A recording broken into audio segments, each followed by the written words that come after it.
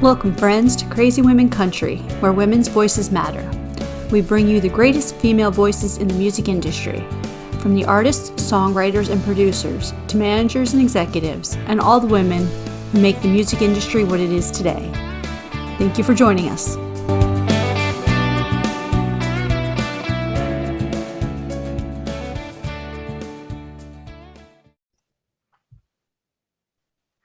Welcome, friends, to another episode of Crazy Women Country. I'm Donna, and today we are here with the amazing Kelley Swindall. How are you doing? I'm fantastic. Thank you. Very excited to be here. And I'm currently in Glasgow, Scotland. So it's nice to have a connection back to the States for a minute. Oh, that is so awesome. And it's probably Yeah. late in the evening there, like almost bedtime. Totally. Yeah, that's another thing that's crazy. I didn't realize how light it stayed till like really late here. Like till after 11 p.m. the sun is setting right now, which is blows my mind. I just wasn't expecting that. So it's 9:30, almost 10, and it's still quite light behind me. It's really weird. I'm gonna have to close the curtains to go to bed because it's totally light outside. Oh, that's so beautiful. It reminds me of Montana. In the summertime, middle of Montana is the same way. At like 10, 11 o'clock at night, it's still light out there, that northern area. It's just, Blows my mind. yeah, It's absolutely. crazy. I've never experienced that before now. Oh, So well, that is so awesome. And are you doing some sightseeing while you're there? Do you have a chance to? You know, not I mean I do when I can, but I really haven't had a chance to yet. But we just got here a couple hours ago, and then tomorrow I do hope to actually. I hope to. I'm not going to set my alarm. I'm going to let myself sleep as late as possible, as late as like my body wants to, because it's my only day I get to do that. But then when I wake up, I definitely want to go see whatever it is that I can see, because it's an old city and there's definitely like some old sections, and I love the history. So I will see whatever I can, and I don't have to be to the venue until like 6. So I absolutely can make a day of it, which I will do. So yeah, Wonderful. yeah, Wonderful. Well, I hope to see some either Facebook or Instagram photos. yes, So please for do sure, share. definitely. Oh. So we'd love to start out these interviews with the most difficult question ever. Who is Kelley Swindall? It is the most difficult because I could go on a long time. All right, no, let's try to make this concise. Well, I guess I am a Southern-born singer-songwriter, artist. I say artist because it's all encompassing. It's not just about, writing music or writing. I think it's about, creating and expressing myself with the hopes that other people that consume the art or take it in will find a piece of themselves in it as well, because I think that's what artists do, you know. So like when I say Southern, because it's important to me. I think it's a big part of my identity, being born in the South and Georgia specifically, and where my point of view, my perspective, the way that things come across. I do a lot of. I play country folk blues. That wasn't by design. I didn't, when I started playing music, I just started writing songs because I felt compelled to. It was a way for me to work through emotions that I was feeling, situations, just a way for me to understand my world and myself. And then, people would be like, "Hey, you write country, you sing country," and I'm like, "Really? Do I?" I thought they're just writing songs. They're like, nope, it's definitely country. So I think it's hard for me to escape that because it's very much who I am. That's where I grew up. So that comes through. So that's where I'm right now. I would say I'm an artist. I'm a Southerner, even though I live in New York City. So there's a little bit of that aspect too. I've always, I like to get to see the world around me and take in lots of different experiences and people and cultures. And I wasn't content just to stay with what I was comfortable with, which is fine. There's nothing wrong with that. But I was drawn to the big city and that energy, and wanted to see what that was about. So I think that really informs who I am as an artist too. There is that there's a little bit of a city edge, a little bit of that energy, that fast paced, frenetic energy in there as well, which is a nice nice contrast and juxtaposition to that slow Southern thing. So I feel like that's all a part of who I am as an artist right now at this point in my journey. And I think you just hit the nail on the head there, because I think you do have that like the difference in, it's not really, I don't think it's totally country or Americana or folk or rock or Southern rock. Like it kind of No, just it's hard to falls say. within them, just Yeah, naturally. yeah, I do. I agree. It's hard to describe it to. I just say I always tell people I'm like just come to a show. Don't even listen. I mean, you listen to the music too, but it's like it's hard to capture what you get from hearing someone live in a recording or in words. So I always just say, just come to a show. And then they're like, oh, I get it. I see what you mean. Like it's got that, but it's not really any of those things. So, Right. And it has like that story narrative of the country and Americana and the folk. Like you have to tell a story, and it kind totally. of has that Yeah. element, but it has that, it doesn't fall into just the single realm. It's beautiful. Agreed. So, Thank you.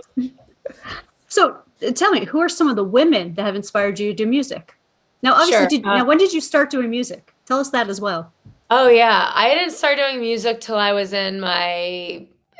was 23, almost 24 when I first started writing. Picked up a guitar, taught myself to sing and play and write, and it all happened at the same time in service to writing songs. I decided this is the outlet I wanted to use to express myself.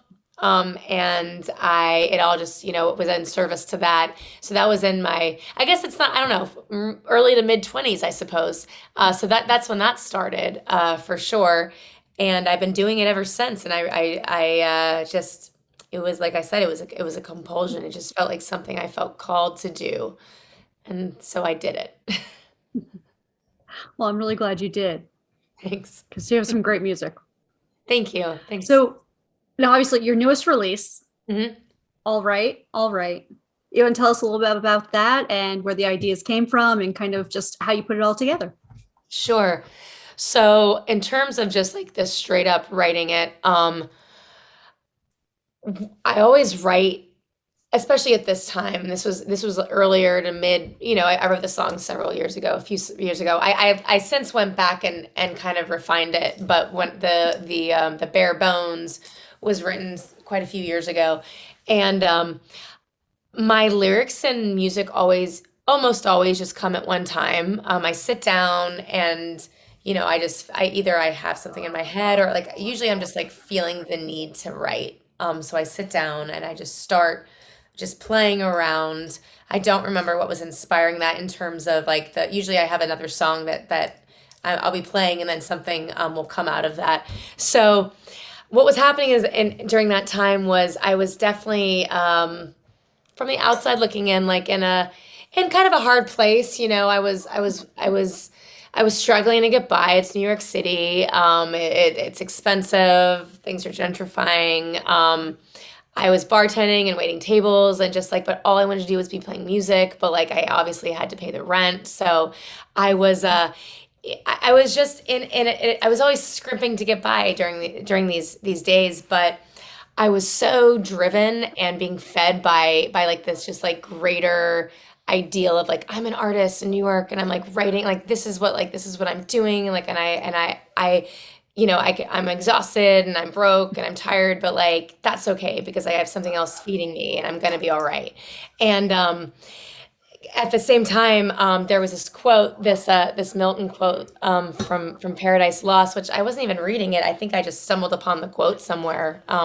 That's that, and it is loose. I don't know if I'm quoting it exactly, but it's the mind is its own place, and itself can create a heaven of hell or a hell of heaven. And I remember just really liking that quote, thinking like, yeah, it's true. Like you could be looking at me and thinking like, oh, like she's really struggling or things aren't great, But I felt like I was just doing awesome because I was just in such a positive place, being like fed by my art, for lack of a better word. Such a cliche, but it's true. And I just thought I just love that idea. So like the verses are all very mundane. Like it's just like it's kind of like a stream of consciousness, just like me going through a day, and things are kind of like shitty, but like learning how to spin that to be positive about it. And then the choruses are a little bit more abstract, or it goes in that place of like, I don't know how it's gonna go, but I have faith, I'm gonna be all right, like it's all gonna be good. And that's just the power of, again, kind of a cliche, but it's there for a reason, of positive thinking. Like that is 1000% a real legitimate thing. And if we could just remind ourselves of that more often. And I do this song, I think of this song a lot. Like I have to remind myself to like practice what I preach, when Yeah. when I'm getting in a bad place, or like when I'm getting pissed because my luggage is lost. Like the other day I was getting really mad, and then like my TM was like, positive thinking, Kelly. And I was like, you are right. I'm out here saying this. You're right. You're absolutely Yeah. right. And it's funny, literally within 5 minutes of me like making myself turn around, all of a sudden they found my luggage. And I was like, whoa, what's going on? See, it's a positive thinking. And you're right. We all have to Totally. practice that more because, Practice it. we can keep trying to be positive, and there are just sometimes we get to that level of frustration. And yeah, Totally. there's a quote I saw that a friend of mine had shared the other day, and it was something about, I started to think about something, I got really positive or really negative, and then I thought, girl, you don't have time for that. And I was like, that's a great quote. I just gotta, yeah, But I got that is it. totally. I agree. Because it's true. It's like you're there anyway. So like, do you want Mhm. it to be, I mean, no matter, if you can't do anything physically about it, you can control how you're going to react to it. So is it really serving you to like get in that negative space? It feels good in a weird way. It feels good, to get in that, to like, when you get upset, but Yeah. it's not serving you. And then you're like, oh, it actually feels a lot better to, to bring yourself out of that, and to see the light side, to see the silver lining for sure. Yeah. Exactly, exactly. I will say my biggest thing is usually driving. I don't have road rage. Mhm. I call it cursing rage, where when you see people Yes. do stupid stuff where they could kill someone on the road and you just curse at Yeah. them. I'm Oh, like, totally. okay, turn the radio up a little more. I'm good. Thanks. Yep. Totally. I For feel the you. moment. So back to my other question. Tell us, who are some of the women that have Oh, inspired yes, you to do music? definitely. Quite a few. So Jewel would be a huge one. Now, Mhm. this is well before I ever started actually writing, but just, I mean, she was huge for me growing up. I just thought she Yeah. was the best. I remember just listening to that first album, Pieces of Me, over and over. Just like my friend Chris and I would just like lie in her bed, like after school, and just like play it. We would just listen to the whole record through, and just like reading the lyrics. And I just thought, I loved everything about her style, her lyrics, their stories. Like I was just really into her. So she was huge. And you may or may not hear it in my music, doesn't really matter, but she was definitely, a huge inspiration. Amy Winehouse, huge. I would say I would say in the year or two before I started writing music, I think she really did plant a big seed. I just remember sitting there like here the first time I heard Tears Dry on Their Own, I was like, oh my God, what is this? This is amazing. And I would just sing that song, and just singing that song. And I just remember it was just like the catharsis, and just like I felt also like, gosh, she feels me, she knows what's up. And I just like this, like, I don't know, just something started brewing inside of me. Like I would love to be able to have like that kind of effect on someone as well, like to be able to create something that connects on that level to help someone get through a situation as well, because that's what she was helping me get through, like my love trials and tribulations. And then I'll say a third is definitely, and this is early, is Patsy Cline. Her voice was just like the pathos and like the emotion, and like, I was a child when I would listen to her, and I didn't know anything about being in love for real, or like, having my heart broken by a man or a woman, whoever, but I did, when I could feel it though, like there's something about that emotion in her voice that can make you feel these things that you would never Mhm. experience. And I thought that was like, she would just take me places that as a little human being I had never actually been, but my soul was going there with her, and that was really powerful.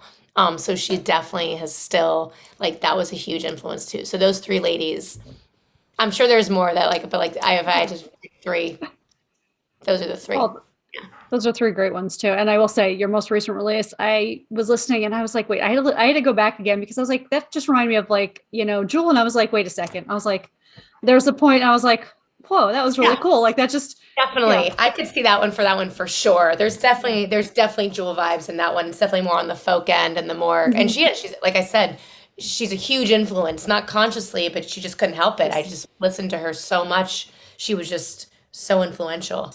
Yeah. Yeah. Well, Definitely cool. Definitely.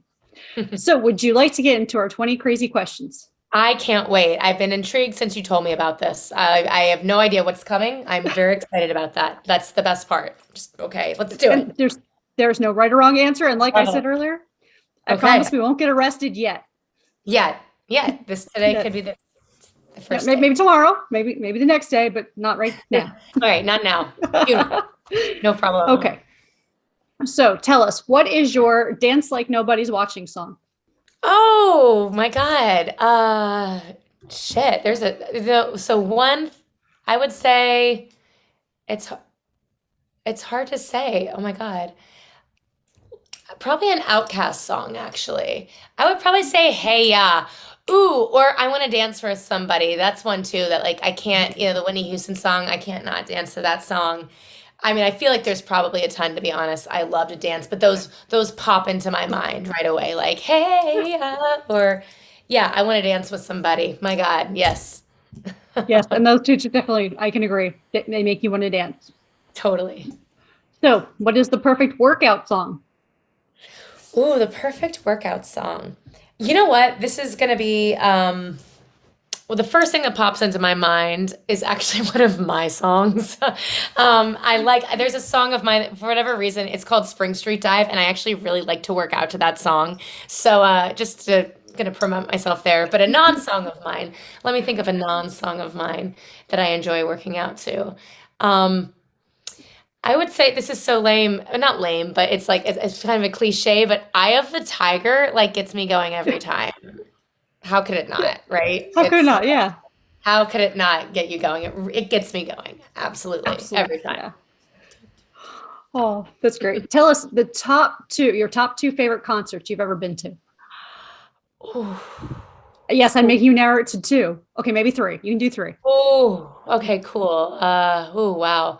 All right, all right. So a big one. This may or may not be. Well, I feel like it's not as controversial anymore, but or maybe not at all. But so Ryan Adams, the first time I saw him, I was 17 at the Tabernacle in Atlanta, Georgia, and that concert blew my mind. Because it was the first time I had heard he played this song, which I found out later was his.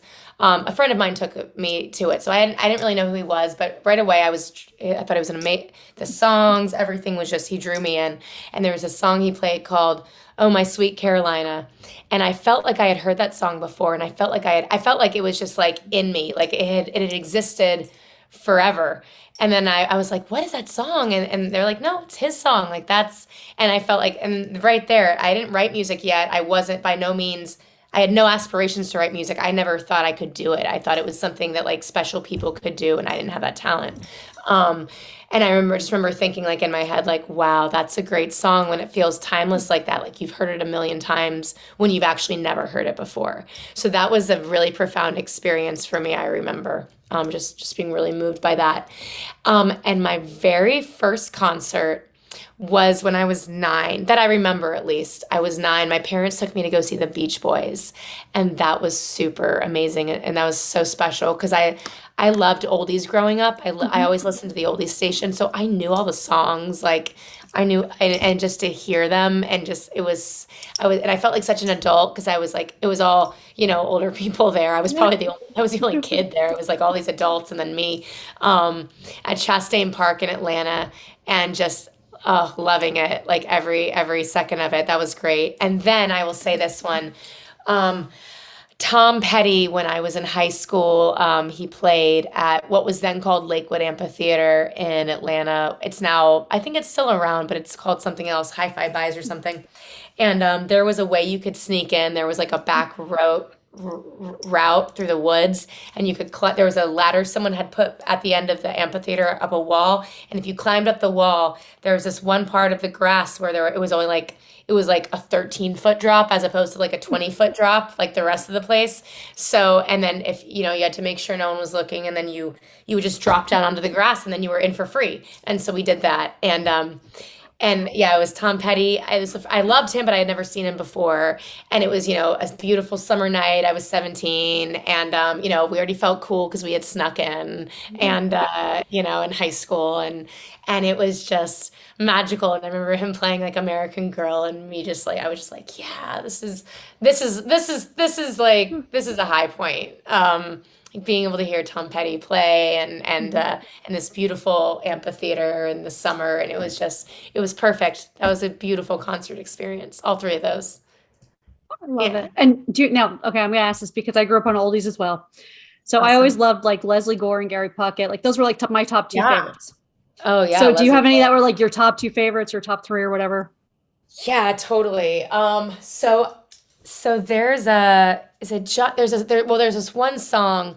I love Johnny Rivers, who's I feel like isn't super as well known. I mean, maybe to some people he is, but like my dad always loved him too. So I was a big.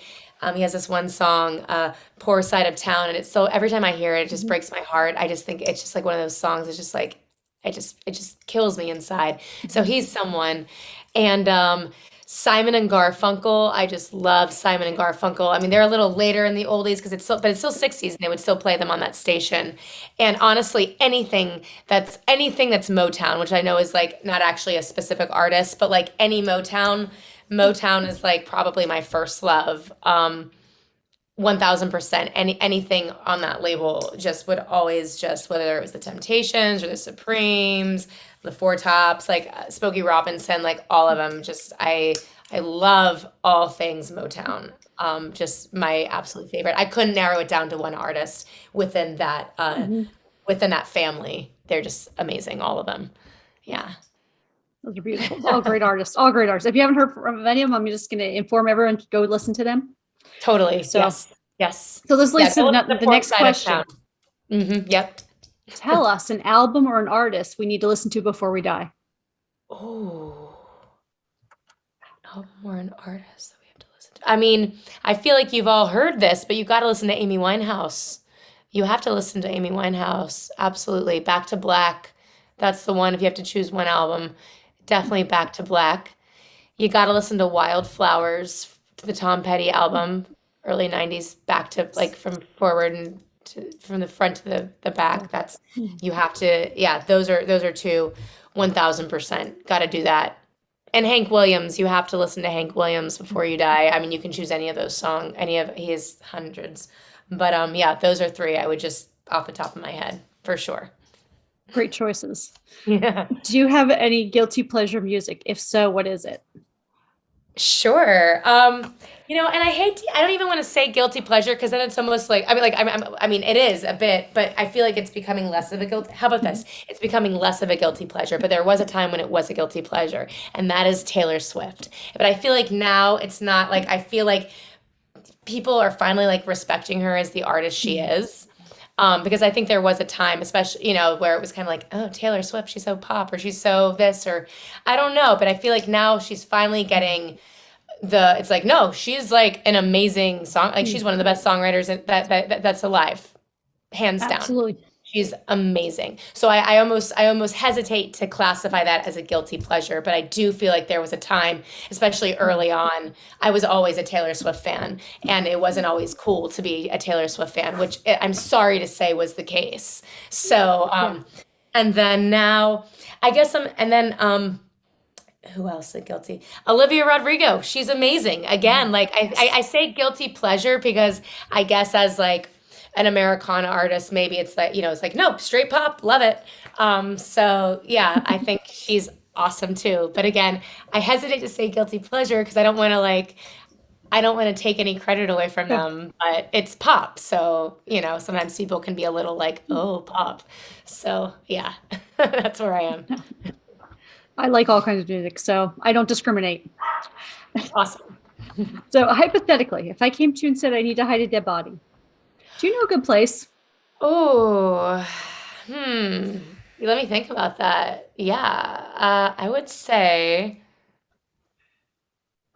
I feel like there's probably some good places in New York City. Like if you go into like the mall, like I don't know where there are, but there's apparently like this underground city like the where the mole they call it like the mole people. I don't know if you're familiar with this, but like this is Mhm. this whole underground city. So I feel like if we like found one of those entrances, it's kind of like a lawless land and you could hide a dead body there and they're not going to draw attention to it because they don't want, the police going down there or anything like that. So I think that would be the place, and I definitely feel like if I had to, I could find out where one of those entrances are. Like it wouldn't take that long. So that would be the place. Which, New York City, you wouldn't think so, but oh yeah, that would be it. That's the place. We'll find them old people. Perfect. I will call you. I promise. Do you have a game plan for zombie apocalypse? You know, I feel like the game plan would be to become a zombie too. Just if you can't beat them, join them. I'll just like go out there and be like, take me, and I'll be part of the zombie revolution. I love that. That's one of the most interesting plans I've heard. Oh yeah, that's the plan. Just join them, Yeah, become just part join of them. Oh, what job would you be terrible at? it. What job would I be I feel like there's a lot of them. Um, a lot of them probably. All right, but what would it be really like something that would just like I feel like working at like a Staples or a FedEx where I would just like have to not only is it retail, but it's like something like I just like am not interested in at all, like helping people print stuff. I think I would just pull my hair out. I think I would be terrible. Like my mind would be wandering. I'd probably be like, just do whatever you want. Like I'm gonna be back here working on something else. Like I feel like I would be really terrible, terrible at that. It's just like One a dollar for 100 prints. I don't yeah, exactly. I'd be like, "Oh, it's bother. I'm sorry. I don't know what to do. I know. don't know what's happening here." Yeah. I always feel bad for people which I'm like, someone's listening, like, "I work there. It's great." Like, sorry. I feel like I personally would rip my hair out. Yeah. Oh, I think we should start a show that would just take people to do the jobs that they like totally would drive them Don't crazy and see how it is for the day. Just one see how day. it actually is. Be like, "Oh, it wasn't so bad at all. It was not bad at all. Sorry, guys." Oh, if you won the lottery, what's the first thing you would do? Well, this is not interesting, but I would pay off all of my debts that I've acquired from being an independent musician, which there's a lot because I'm like, oh, got to make that record, got to go on this tour, got to buy that plane ticket, credit card. Here's my credit card. So I would pay off all that first, and then I would man, I'd buy myself a house. Or like or an apartment or something, so I didn't have to, buy it outright. So I was only having to worry about like my property taxes, and then I would like write my next album and pay for it myself and pay for my own PR and pay for like the amazing like I would find my next project, like, but I would go all out, like do all the things that I would do if I had like a lot of money behind me. That's like 1000% what I would do right now. That sounds amazing, actually. That's what I'm trying to do anyway. Like, where can I find this money to make it like exactly how I want it? Because it is like with anything, it's like Mhm. you get what you pay for, like the higher production quality, the like killer video, killer art, killer all that stuff like that I would want to make. That sounds awesome. Just to have the luxury of writing and not having to worry about, paying the bills would be amazing. Yeah, let's do that. I love it. I love it. And yes, most of us would pay off our debts first. I think at least those of us who are pretty much adults that we were like, yeah, let's pay off the debt first. So we Yeah, have to let's worry pay about it. Don't anything. put that over my head anymore. It sucks to have Yep. that there. Totally. Oh, what's the last thing you read? What is the last thing I read?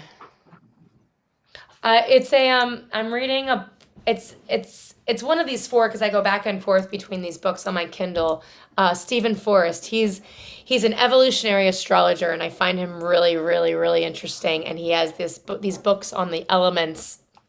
And I think it's the Book of Earth is the one I was reading last, and I'm still reading it because I'm always going through it to glean more information, and it's all about the earth, the element of Earth and the energy and those those signs and planets that are related to it. So it's Capricorn and Taurus and Virgo and uh what are the planets? Venus, and yeah, just Yeah. learning more about that. He's a really fascinating man, and and I feel like it's very down to earth, in a field that many dismiss as very as woo woo and stuff like Mhm. that. And he's a really intelligent, interesting way of talking about it in a psychological way of us, for like yeah, it's very much like shadow work and depth psychology. That's his approach, to astrology and the function of it. So I like that. I like it when it gets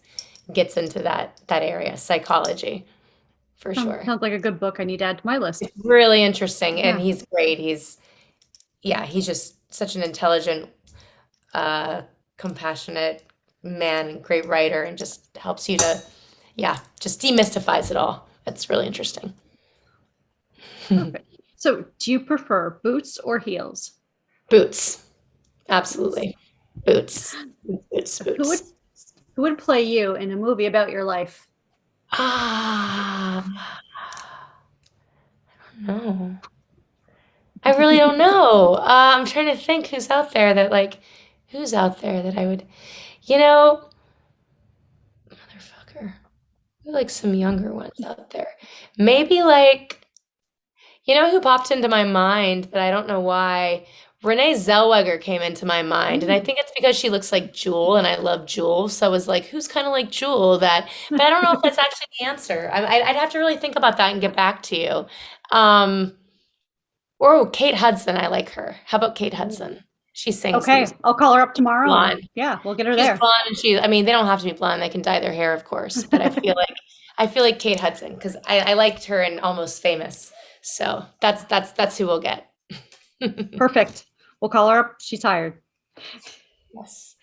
Good. Okay, so I don't know if you're familiar with the UK version of this, but since you're in Scotland there, it's called Wally. He is called Wally in the UK and in Scotland. However, in America, we ask, "Where's Waldo?" Ah, yes, of course. I know that. I know who Waldo is. Love Waldo. So, where is he? Do you know? At this second? Yes. No,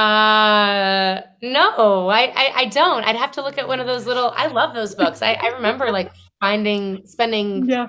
forever trying to find him, and let's say he's in Glasgow somewhere. I'm gonna go find him tomorrow. Okay, perfect. Yeah, that's where he is. He's probably in some Oh, museum. oh, what's the best thing since sliced bread? Dark chocolate. Mm, great choice. Yeah. Would you rather cook or order in? I'd rather cook. I'd rather cook. I would. If I can get what I want, like have the ingredients I want, and like, as yeah, like nice quality and like really good quality ingredients, I'd rather cook for sure. I often get disappointed when I end up ordering in, like it's too like it's cold or it's overcooked or like, so at the end of the day, cook. Yes. Anything special that you love to cook more than anything else, or? Well, right, this is actually a really lame thing. Well, not lame, but it sounds kind of boring, but it's called kitchery, and it's delicious, and it's so grounded. Like, it really resets me. I actually bring it on the road with me. So what it is, it's an Indian, it's basically lentils and rice, but it's like they're like these really tiny doll lentils, and when Mhm. with the rice and the ghee or the olive oil and the spices, like when you cook, you have to cook it just right. Like it takes some time, and like adding the water and letting it get really, it's kind of like, with risotto is an art, making good kitchery is an art. And it's like when you make it right, it's like really creamy and just like it's so delicious and it's so good for you. And you just feel instantly reset after eating all the, like, I've been subsisting on literally coffee and tea and biscuits Mhm. and croissants, and it's just like everywhere you go to like get food like that's available in the morning, it's like baked goods and coffee or tea, and like that's just like what I keep eating, and I'm like, I need something more nourishing. I can feel it. So I'm gonna make that once I have a kitchen this week, and it's gonna reset me right away, and it's gonna be delicious at the same time. Kitchery. Wonderful. Yeah. Wonderful. I love it. So, what is the worst pizza topping? Oh, jalapenos. I don't like jalapenos. I know people are gonna crucify me for that. I hate jalapenos. Anchovies, of course, disgusting. Uh, what else is a terrible one? I mean, those are Are yeah, you, both of those yeah. things. So, are you for or against pineapple? You know what? I am cool with pineapple when it's with ham and if I'm in the mood for it. Because I will say, Hawaiian pizza is delicious if you're like, it looks gross and weird Yes. and you have to be in the right mood for it. But if Yes. I am, but when I try that, I'm always like, I should be disgusted, but this tastes really good. It's a weird anomaly. I don't go out of my way for it, but if it's there, and it looks good, I'll be like, I'm gonna eat this. This is actually pretty good, so I'm okay with it. But it's weird. It's definitely weird. I'll give it that. It's a weird topping. I don't know who thought of that. That is a weird topic. That's why I had to ask because that's been the big debate this year. It was like all of a sudden it was pineapple, yay or nay on that. Like really, Yeah, it one popped or in the my other. It head. was It did pop in my head when you asked me weird topping, but then right away I was like, well, no, oh, but I don't mind it so yeah. I can't hate on it. Oh, so what do you wish would magically clean itself?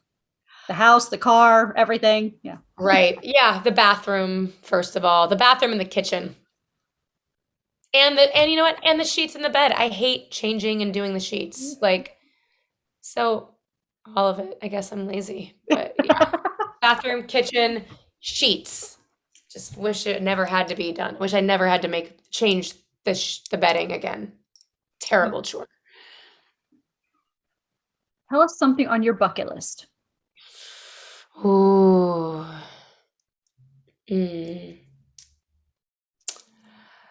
Probably to play a stadium, whether it's a festival or opening or even myself, like I would love to know what that's like to be like playing with like just with that amount of people around you. Like that is totally a bucket list thing. Absolutely. That would be amazing.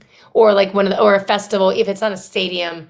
I mean, but a stadium, I just would love to know what that sensation's like. But if not, then like a huge festival where it's just like thousands of people, like when I was at Glastonbury, I played, but it was a small stage, to go to those big stages where there's all those people, just to be Yeah. like, what is that like to play that? I would love to know. I would love to experience that someday. Oh, wonderful. I love that. If you could be any person or position for the day, who would Hmm. you be and why? Like accountant or surgeon or, or Dolly Parton. I would be the Queen of England. I think I would just love to know what that was like. I've always been fascinated by like that. Like what this person that all these people like just it's just a bizarre position that still exists and I just think I would love to know what that's like. Just to from waking up in the morning to going to bed at night. Like what the hell is it like to be like to be the Queen of England, to be Queen Elizabeth? I want to know. I would love to know what that's like. Definitely cool. Do you have any words of wisdom that you live by? If so, what are they? Ooh, probably. I mean, what pops into my head, and I'm not saying that I by no means am always doing it, but what pops into my head is the golden rule, do unto others as you would have them do unto you. I think it's such, again, it's a cliche for a reason. I think it's such a good, um, it's just such a good maxim I think it really sums up, if you can only choose one thing, I think that really tags all the bases, you know? Yeah, Absolutely. That's yeah. beautiful. So tell us, what does the rest of 2022 have in store? No, we were talking earlier, I know, off the recording about Yeah, a new release, possibly yeah, this fall. Want to yes, tell everyone about that? sure. So, yeah, I have a song that I recorded some time ago that that I've been kind of holding off on releasing just because I don't know why, honestly. Oh, I know why. Because there's some words I'm still like, oh, I kind of want to change this here and there. So I just really need to go back, tweak those words, get back in the studio, change that so I can get it because it sounds great. The production's great. It's high time it gets out there. So definitely looking forward to getting that. It's called Now That the Good Is Gone. So I want to get that out, but also the rest of the year. And then I have a couple. I'm working on a new album now, and early stages. Like some of the songs are written, but I'm working on writing the rest of the songs. And this is the first time I'll be writing an album where it's with the express intention of writing a cohesive album where like everything is falling under the umbrella of a theme, like, to go together, as opposed to Darlin. I do think Darlin actually all work together thematically, and I think, and I wouldn't change anything about it, but I never sat down like, this is the title, and then I'm going to write everything in service of this idea. I just kind of put together the songs that all made sense together. So this is a different approach. I'm going in being like, I'm writing an album. All the songs are going to, that I'm writing are going to be like under this umbrella of this album. And that absolutely, I got to get that. I want to get that all written by the end of the year because I want to get it recorded in the first quarter of the new year, because I want to have it released by the fall of next year of 2023. So that is what's up. And in the meantime, I want to keep coming back and touring the UK and Ireland. And by next year, definitely having Europe in there as well. So that's all these things happening. That's the plan. Wonderful. And are you planning on doing some touring in the US at all? So maybe we can catch a live show? Totally. Well, so I'm not looking, yes, I'm definitely planning on doing definitely some more shows in New York, so like the tri-state area, New Jersey, New York, as well as I'm spending some more time in Nashville, so down in Tennessee, down in Georgia, probably South Carolina. I get there a lot. I think I'm not sure yet if I'm going to do, I think I'm going to hold off on any kind of West Coast or big US tours till after the new year. I really think I need to focus on, it's a lot to tour over here. When I say over here, I mean the UK. It's a lot to do that, and I really am. My focus is on that right now, along with this album. Once I get this album in a good place, I feel like I can put more time and effort into larger US tours. That being said, we'll definitely be on the lookout for shows around New York City, for shows around Nashville, for shows around Atlanta, Athens, Georgia, Tennessee, New York. That all will be happening throughout the year. Yeah. Wonderful. Well, I'm looking forward to it. Hopefully I can catch you next year at a show here in the US. Definitely hope so. Yeah, that would be awesome. If not, you'll just have to come vacation in Florida and, Totally. and just have some fun, and we can just hang out. Absolutely. I love Florida. Where in Florida are you? I am south of Sarasota, south of Tampa. Fabulous. Yep. No, I know it. I've played in Tampa before. I have an uncle and aunt in St. Petersburg. So I'm sure I can make it over. That's somewhere I could definitely easily make it over to play some shows, and it would be awesome. Absolutely. That's about an hour and a half, give or take, on traffic. Yep. North of me. Yep. So yeah, absolutely. Yep. Sounds good. All right. Well, thank you so much. It's been a pleasure having you on today, Kelley. You're welcome back anytime. Thank you, Donna. Yeah, it was awesome. I love the questions. Oh, wonderful. And thank you, friends, for joining us for another episode. Bye.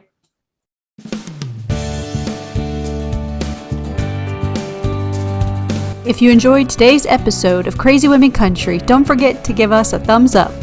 Be sure to click the subscribe button for new interviews weekly. And thank you, friends, for joining us today on Crazy Women Country, where women's voices matter.